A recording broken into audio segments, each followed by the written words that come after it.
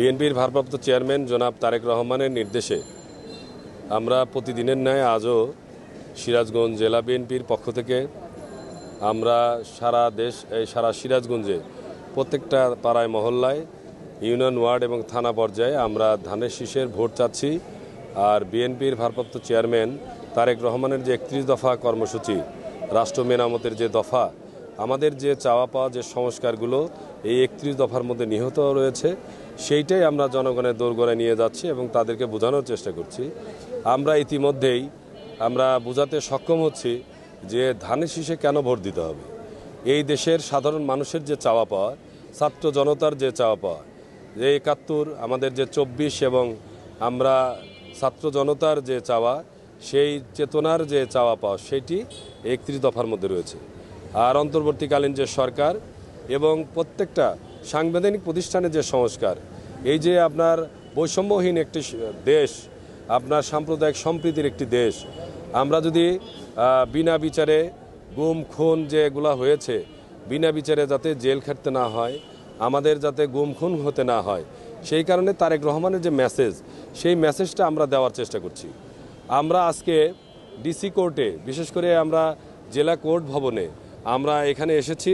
আমরা এই দীর্ঘ 17 বছর আমরা এখানে মামলা খেয়ে এখানে আমরা হাজিরা দিতে এসেছি।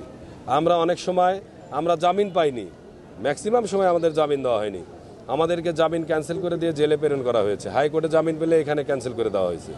আমাদেরকে এখানে হাজিরা দিতে গেলে এখানে আমাদের পুলিশ এবং ডিবি বাহিনী দিয়ে আমাদেরকে অ্যারেস্ট করে নেওয়া হয়েছে।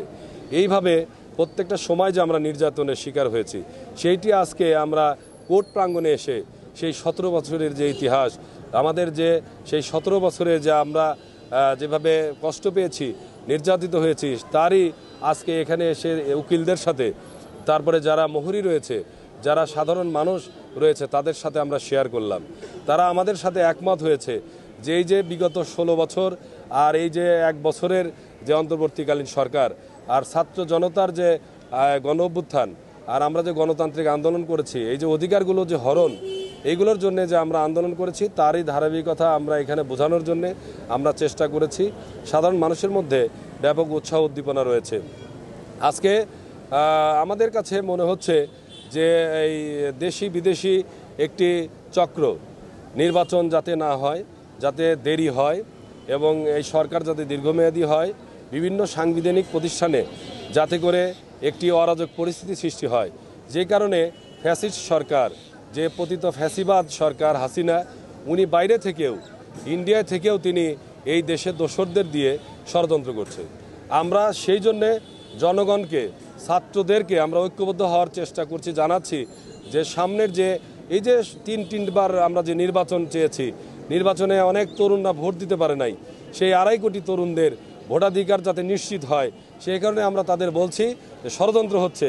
অতএব এই ষড়যন্ত্র রুখে দেওয়ার জন্যে মাঠে আমাদের বিএনপি সহ প্রত্যেকটা রাজনৈতিক সংগঠন এবং যারা বুকের তাজা রক্ত দিয়ে এদেশ দ্বিতীয়বার আপনার গণ অভ্যুত্থান ঘটিয়ে ফ্যাসিবাদের পতন ঘটিয়েছে, সেই সমস্ত ছাত্র নেতাদের এবং ছাত্র জনতাকে আমরা বলছি আমাদের পাশে দাঁড়ান।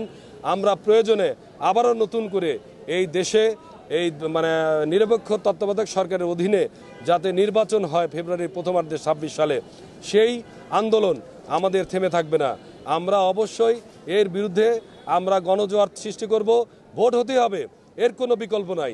আর তারেক রহমান এদেশের তরুণদের আইডল। তারেক রহমান যে ভাষায় কথা বলছে, জনগণের ভাষা, এই জনগণের ভাষা যদি বুঝতে আমরা যদি ব্যর্থ হই, যদি সাধারণ মানুষ যদি বুঝতে ব্যর্থ হয়, তাহলে এ দেশের ভাগ্যের চাকা আর ঘুরবে না। এই দেশের গণতন্ত্রের চাকা, এ দেশের ভাগ্যের চাকা, নির্বাচন যদি হতে হয়, তারেক রহমানের কোনো বিকল্প নাই। আর এই দেশে আমাদের রাজনীতিবিদদের মধ্যে যে ঐক্য, সেই ঐক্যের কোনো বিকল্প নাই। ঐক্য থাকতে হবে, তারেক রহমানের এদেশে আসতে হবে।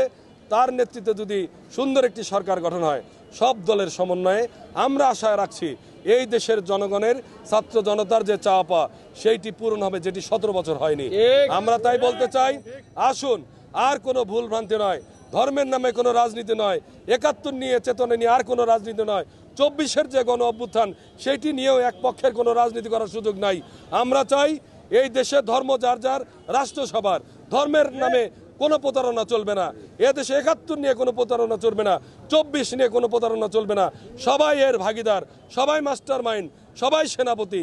অতএব আমি বলতে চাই, আসুন তারেক রহমানের নেতৃত্বে, তার নির্দেশে সারা বাংলার মানুষকে আজকে সময় থাকতে বোঝাই এবং মাঠে নেমে নির্বাচন যাতে হয় সেই জন্য সবাইকে সতর্ক থাকার উদাত্ত আহ্বান রাখি।